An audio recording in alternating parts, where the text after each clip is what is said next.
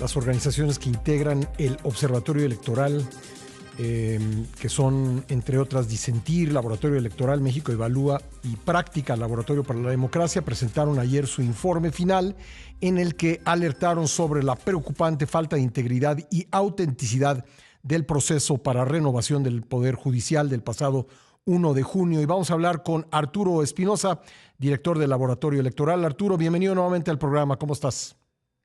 ¿Cómo estás, Pascal? Muy buenos días. Qué gusto saludarte el día de hoy. Igual, pues hablan ustedes de una regresión democrática de décadas. ¿En qué hechos basan esta conclusión, estimado Arturo? Sí, desafortunadamente, Pascal, consideramos que la manera en la que se llevaron a cabo estas elecciones implicó una regresión en el sistema electoral. Vimos unas elecciones en las cuales estuvieron caracterizadas por la improvisación, por la falta de reglas claras. Lo sabemos, se buscó hacer un proceso electoral inédito y sumamente complejo, sin reglas, sin saber hacia dónde íbamos. Vimos una elección con muy baja participación, 13% de participación, 20% de votos nulos. No podemos elegir, no podemos decir que este Poder Judicial fue electo por una mayoría de mexicanos y mexicanas, fue electo por una minoría, muy minoría de mexicanos y mexicanas.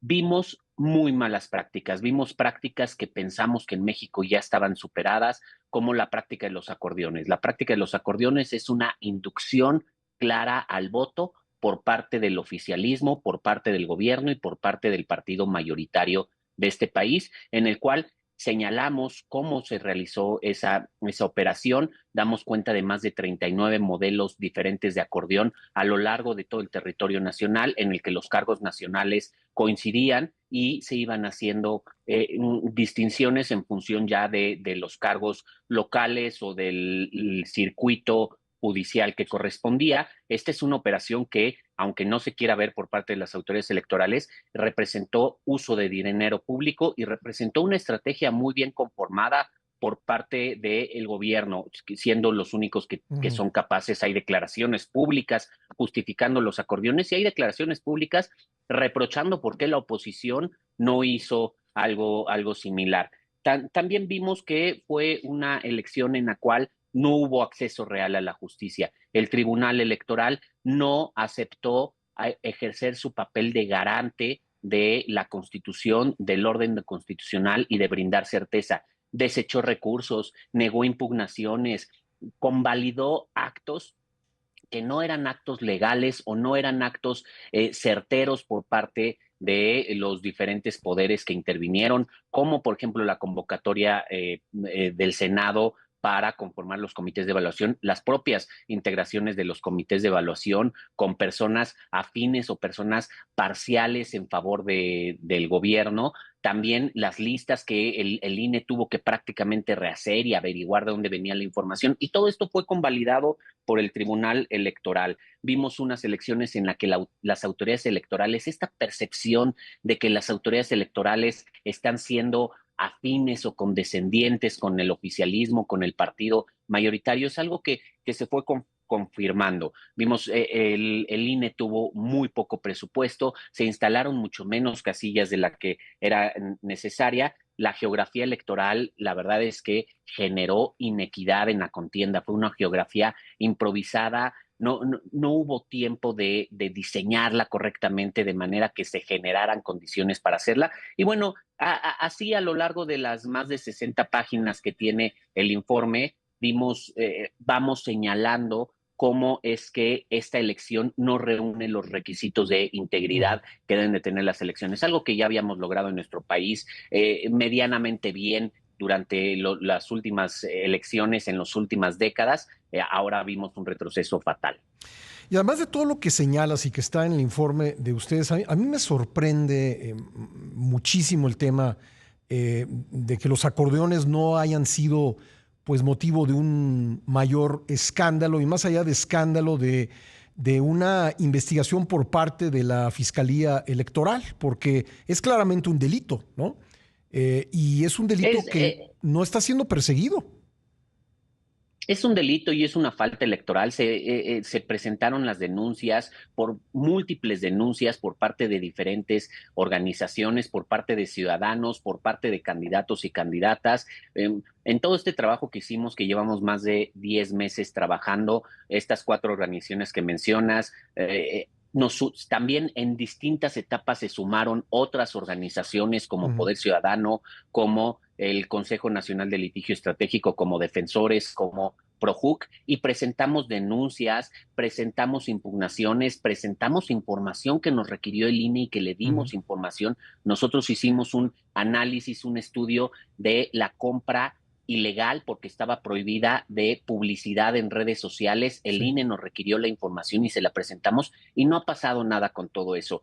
Hace unas semanas el tribunal confirmó el desechamiento de las denuncias en contra de los acordeones. Lamentablemente decía que no había indicios suficientes. Yo no sé si lo que quieren es un acordeón en el que venga el sello de la Presidencia de la República o del Poder Ejecutivo y digan, Ujú. este acordeón es convalidado por la Presidencia o por el Poder Ejecutivo. Es algo que no va a ocurrir, pero necesitaban valorar los diferentes elementos que hay y a partir de ello advertir que pues hay indicios claros. Nuevamente pregunto, esta operación acordeón que consistió en la distribución de millones de acordeones en todo el Se país imprimieron en con algún un lado, ¿no? diseño muy bien armado. No, y estaban muy Sí, bien armados los diseños, sí, había más de 39 modelos, se distribuyeron en todo el país, hubo coincidencias entre los nombres de los acordeones y quienes sí. ganaron. Yo no sé qué más elementos prueba y hay declaraciones públicas de diferentes funcionarios diciendo que pues, los acordeones no estaban mal, que no eran inválidos, que Sí. pues ellos decidieron participar en el proceso electoral. Ojo, que también fue algo que el Tribunal Electoral les abrió la puerta. El INE había prohibido la intervención de servidores públicos y de los poderes de la Unión y el Ujú. Tribunal Electoral revocó. Creo que sí es un proceso que nos debe llevar a reflexionar y sobre todo, creo que esta es la reforma electoral que se necesita respecto de las elecciones judiciales. Aquí es en donde sí se necesita trabajar y mejorar lo que tenemos de cara al 2027. Pero pareciera, estimado Arturo, que esa es la elección que querían. Es decir, es la elección que les permitió llenar el Poder Judicial de personajes a modo. Ya veremos su actuación, pero por lo menos en cuanto a su biografía, pues parecen personajes a modo en muchísimas posiciones de las que fueron sometidas a voto en esta elección. Y creo que pues en ese sentido, el incentivo del oficialismo para revertir esta situación, pues es poco o inexistente. Desafortunadamente parece que ese es el sello de la casa, tener autoridades a modo, tener un sistema a modo y tener un sistema que pueda ser controlable. Sabemos que su énfasis es en lo electoral porque eso es lo que les permite acumular más poder, ganar más elecciones y tener un control mayor del país. Ahora, sí creo, ayer lo señalé en la presentación del informe, sí creo que desde la sociedad civil, Ujú. desde la ciudadanía, es desde donde nos tenemos que organizar para hacer frente y mejorar las cosas, para trabajar en favor del país. Alguien en este país tiene que velar por el país, tiene que buscar mejores condiciones. Ya sabemos que en la clase política no están esas respuestas, ni en el oficialismo, pero tampoco en la oposición, o al menos hasta ahorita no lo han demostrado. Ujú. Y sí puede salir de la sociedad civil, pero necesitamos estar unidos, necesitamos trabajar en conjunto y necesitamos trabajar muy duro para recuperar el México que realmente queremos y un México que realmente sea democrático, en donde se respeten los derechos,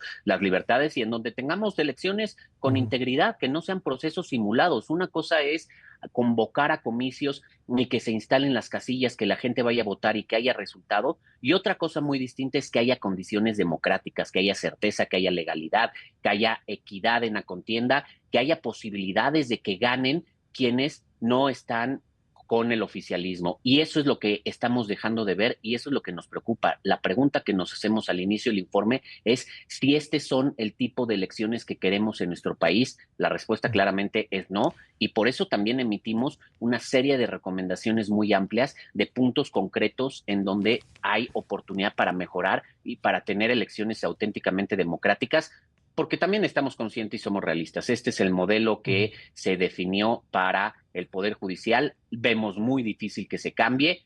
No es que estemos de acuerdo con él, pero pues también hay que ser realistas con lo que tenemos. Pues Arturo, te agradezco mucho estos minutos que nos has concedido para hablar del contenido de este informe. Muchísimas gracias. Muchas gracias a ti, Pascal. Muy buenos días. Gracias, Arturo Espinosa, director del Laboratorio Electoral.